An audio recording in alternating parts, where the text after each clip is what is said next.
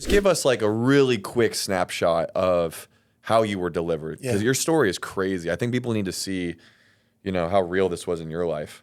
Yeah, well, I tell people I'm very open about my story. I'm not one of those pastors or Christians that tell people that try to hide it because there's so many people struggling. I tell people I was molested when I was very young. It opened up a door to identity confusion.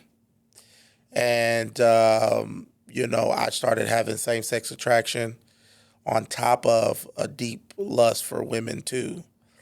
And I rejected because I was raised in a Christian home. So I was, my mom, she was, had her struggles, but she raised me in church. So I rejected that desire for a long time until I was like 16, 17.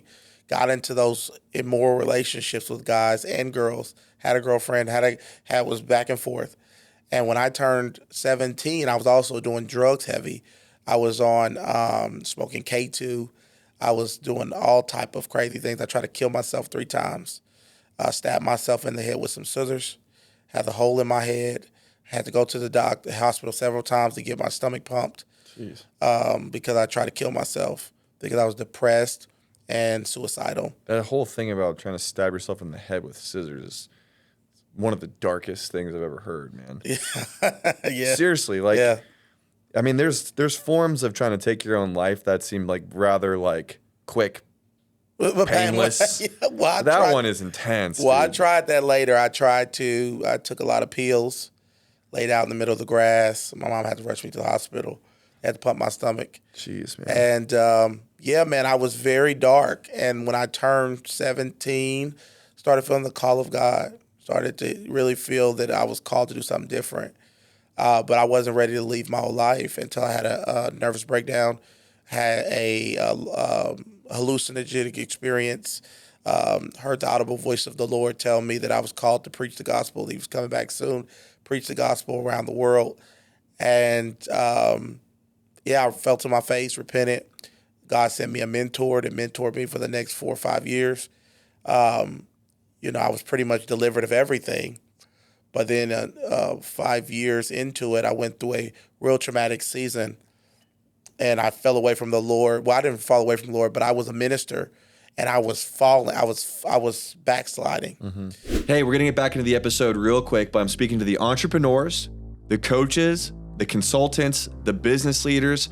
It's time for you to build your digital influence online. Leverage social media, share your story, fill up the leadership vacuum online to fulfill your ministry and your calling, and also grow your business while doing it. But how do you do it ethically? How do you do it in a way that honors God? How do you do it practically and tactically with the tools, the technology, AI, etc., without selling your soul and creating a second job for yourself? We want to teach you how to do everything. You've seen it with my channel, my podcast here, my other platform. Everything that we do for my content is what we're teaching people how to do inside of The Elite Creator. I want you to learn more about this. If you know that it's time for you to steward your influence online, you can join hundreds of other people who have joined and have learned from me and my team about how to actually build digital influence ethically for the glory of God and also fund your calling while doing it. If you know you need to learn social media and AI and how to do it the right way while honoring God in that process, go to theelitecreator.com, apply for a call with our team. We'd love to just do a free 30-minute strategy call with you to help you take that next step forward. And if it makes sense for us to work together, we'll talk more about how to do that on that call too. Go to theelitecreator.com to apply. Now, back to the episode. And I started to be confused because desires that I thought I had been delivered from started coming back. And the Lord walked me through the deliverance, introduced me to the deliverance ministry. I took 6 months to a year, spent 6 hours a day with God. God revealed to me the prophetic, the supernatural, the power of God. And I started to minister. God opened up doors for my ministry again. I started to get restored. And one of the things that started to happen when I came back from that dark season, because I lost everything in that season, my friends, my family, my church family, all that stuff. is the deliverance ministry and the prophetic, and a new level of that came. Fresh anointing came on my life. And everywhere I go, people start getting delivered, set free from demons. I wasn't praying for anybody. I wasn't trying to cast out demons. I was just ministering the love of God through the prophetic ministry, and people were throwing up everywhere, getting free, set free, pastors, kids, pastors. Wow. It was an incredible season I stepped into, and it has marked my ministry ever since. And I've had a deeper love for it as it has grown. But I tell people the ugly. I am an example of the grace of God. God's grace has been evident in my life in such a powerful way. I am the most unlikely person to be used for this, but I understand what people are. I understand what it feels like to be broken. I understand what it feels like to lose everything. I understand what it feels like to be in a bondage. So I don't care if people get mad that I talk about deliverance and demons a lot. You don't know how it feels to be a Christian and be oppressed. It's the worst.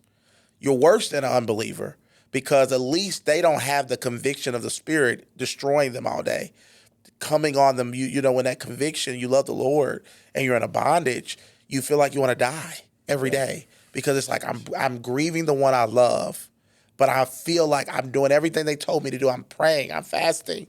Why am I not changing? Why do I still have this lust? Why am I still having dreams of demons sleeping with me?